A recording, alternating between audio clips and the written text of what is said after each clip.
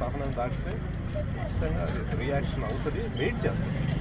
నిన్న కూడా రెండచింతల గ్రామంలో మీ అభ్యర్థి పైన దాడి జరిగింది కదా, అంటే ఇది ఎలా జరిగిందంటారు? దాడి అసలు ఎందుకు జరిగిందంటారు? అంటే వాళ్ళు మేము గెలవలేము, జగన్మోహన్ రెడ్డి గారు ఇచ్చిన స్కీమ్లు ఏవైతే ఉన్నాయో ఖచ్చితంగా ప్రజలందరూ కూడా వైఎస్ఆర్ పార్టీకి ఫ్యాన్ గుర్తు మీద ఓటేస్తారు, మేము గెలవలేమనే డిప్రెషన్స్ తోటి వాళ్ళు దాడులు చేసి ప్రజలను బెదిరించి ఓటుకు రాకుండా చేయడానికి ప్రయత్నం చేస్తూ ఉన్నారు.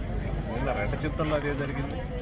ఈరోజు చూస్తూ ఉంటే కనీసం ఓటు వేసుకోవడానికి వస్తే బెదిరించడానికి పంపిస్తున్నారని అంటే ఎంత దారుణమైన పరిస్థితి. ఇక్కడ ఉన్న వాళ్ళు కొంతమంది మీరు రావటం వల్ల ఇప్పుడు ఓటింగ్ అనేది ఇష్యూ జరుగుతుంది, ఇక్కడ ఇప్పుడు దాకా ప్రశాంతంగా జరిగిన ఓటు మీ వల్ల అయిపోయిందని కొంతమంది మాట్లాడారు. మీరు వచ్చిన వాళ్ళని మాట్లాడండి మా దగ్గరికి.